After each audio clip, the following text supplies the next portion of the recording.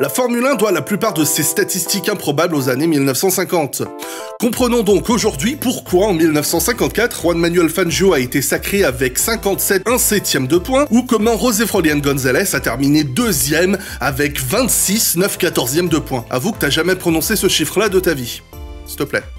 Rappelons-nous déjà qu'à l'époque, seuls les 5 premiers marquaient des points, et un point en plus était décerné à n'importe quel pilote ayant fait le meilleur tour pendant la course, qu'il ait abandonné ou terminé ou pas. Aussi en ce temps-là, les pilotes pouvaient se relayer au sein de la même voiture, c'est pour ça que par exemple au Grand Prix de Belgique, nous avons eu Mike Hawthorn et José Frolián González qui se sont partagés la même Ferrari, et se sont tous les deux partagés 3 points, faisant 1,5 points chacun. Mais l'absurde dans tout ça a été enregistré au Grand Prix de Silverstone en 1954, lorsque 7 pilotes ont enregistré le point du meilleur tour. Et on parle pas de pleutre, on parle de González et Hawthorn dans la Ferrari, on parle de Marimon, Ascari et de Moss dans la Maserati, de Berra dans une Gordini et de Fangio dans une Mercedes. Évidemment, ils ont pas tous eu un point, ils se sont coupés le point en 7. Ce qui posait problème à l'époque en plus, c'était les chronomètres. On avait encore des chronomètres mécaniques, donc forcément ça impliquait que c'était des humains qui regardaient les voitures et qui chronométraient, donc on n'est pas toujours aussi précis qu'une machine. Et ensuite, comme je le disais, des chronomètres mécaniques des années 50,